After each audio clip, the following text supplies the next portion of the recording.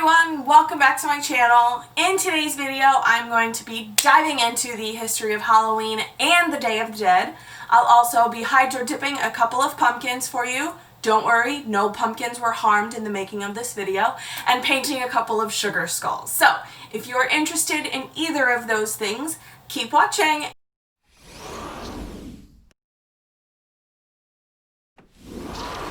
So, the first kind of pumpkin that I am going to hydro dip for you today is one that I know will work. It is a cute little ceramic pumpkin that I got from a thrift store right near me. I paid about $3 for it, and as you can see, somebody else has already painted it. I will be sanding it down, priming it, spray painting it white, and then hydro dipping it. So, let's get into it. For the sanding of the pumpkin, I'm using 100 grit sandpaper to get the majority of the old paint off. The sandpaper I'm using, I actually got at Dollar Tree several years ago. It was a pack of 20 sheets with a lot of different grits. But any sandpaper will work though. You can get them at Home Depot and Walmart and Lowe's and probably Target. On to the primer. The first thing is to make sure it won't stick to my drop cloth, so I'm going to use this old cup to raise it up a little bit. It's the same idea as the push pins I used for my closet trim. You can check that video out in the description box below. The primer that I'm using is a spray primer that I got from Home Depot. The link for this is also in the description box, but any primer will do. I like to use spray primer for this kind of work, but make sure you use it outside or in a well-ventilated area. After the primer dries, I want to make sure it's a nice smooth surface, so I'm going to sand it down again very lightly with a 200 grit sandpaper. Again, I like to use spray for these kinds of projects. If you would like to see how using a paintbrush turns out, I will link a video of mine from a couple of months ago in the description box below for you so you can see how that ends up.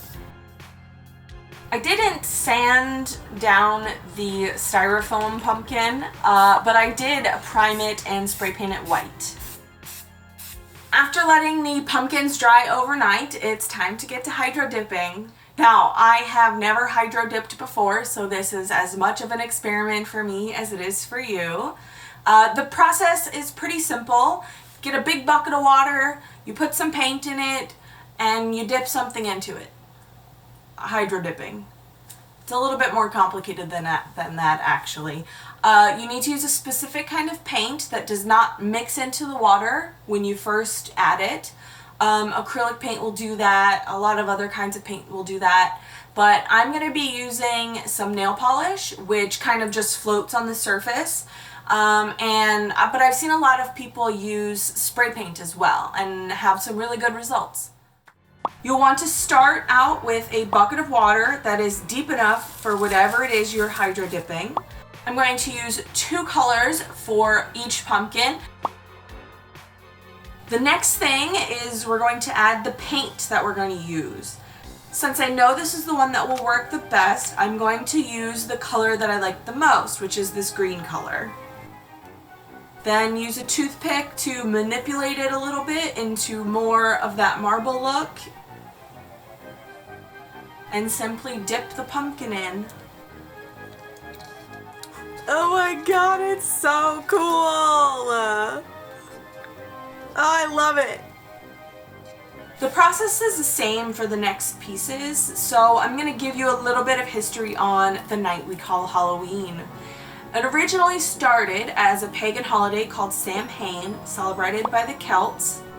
The belief was that the veil between worlds was stretched thin and therefore easier for ghosts to come over to the living world.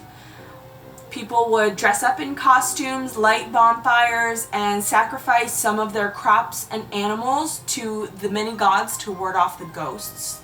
A few hundred years later, Samhain had morphed into a 3-day celebration known as All Hallows Eve and included the Christian added holidays of All Saints' Day and All Souls' Day.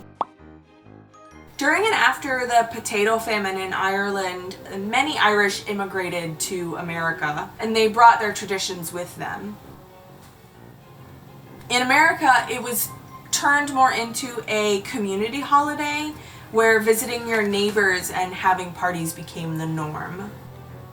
Haunted houses didn't really become a staple of Halloween until the Great Depression. During the Great Depression, tensions were pretty high, so a lot of people, young people mostly, kind of turned to Halloween as a night to break the tension a little bit. So they played a lot of pranks on each other, on their neighbors. There were fake stuffed bodies everywhere. People stole front gates and hid them. It was a pretty crazy time, apparently.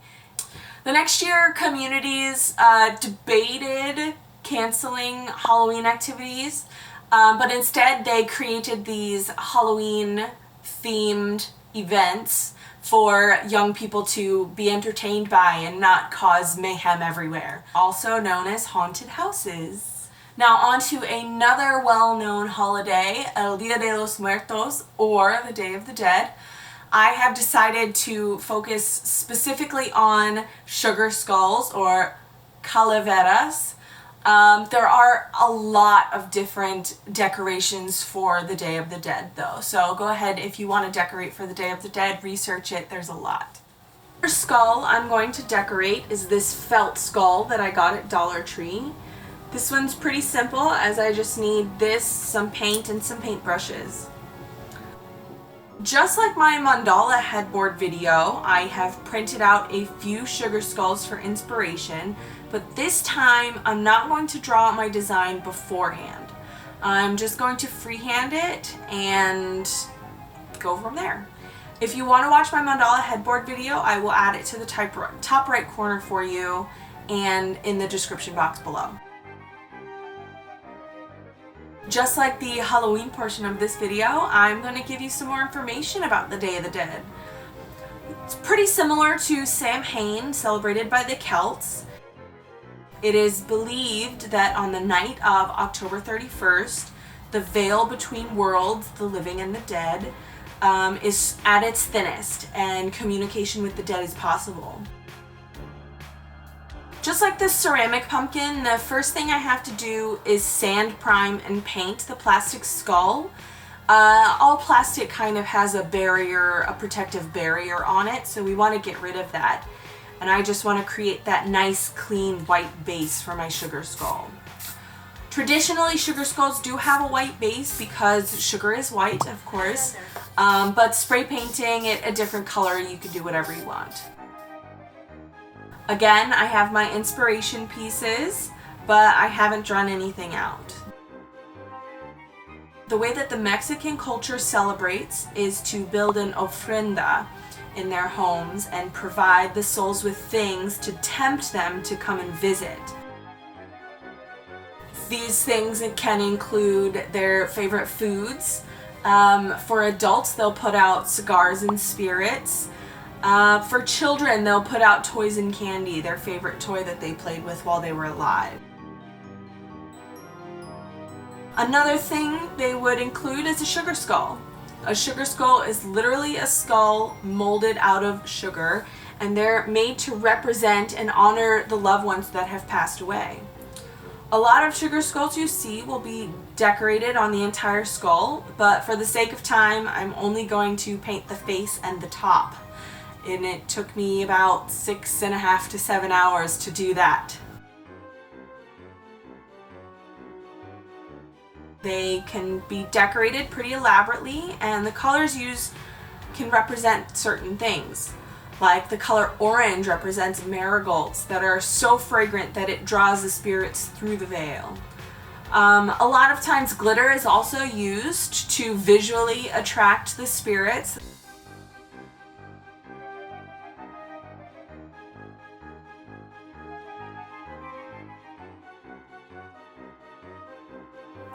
I hope you learned a lot, because I sure did. I absolutely love how they all turned out. I think my favorite is the ceramic pumpkin, but the plastic skull, the plastic sugar skull, is a very close second. Something that a lot of people don't do or don't know to do is to seal anything you've painted if you want to make it last. I have this Mod Podge acrylic sealer that I use for a lot of projects. I got it at Walmart and the link is in the description. This styrofoam pumpkin did a lot better than I expected it to. I have read that styrofoam can melt if you spray it with spray paint, but mine didn't do that.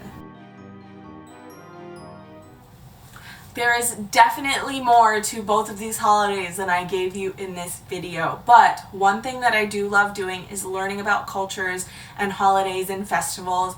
It's why I love traveling so much. It's why I lived in another country. I am going to be doing a few more of these kinds of videos for the next few holidays coming up. I think you know which ones I'm talking about. I will also be doing some really easy home updates that you can do, that I'm gonna do and walk you through. So if you want to see any of those, go ahead and hit the subscribe down in the bottom corner. Thanks for watching, and I will see everyone next week.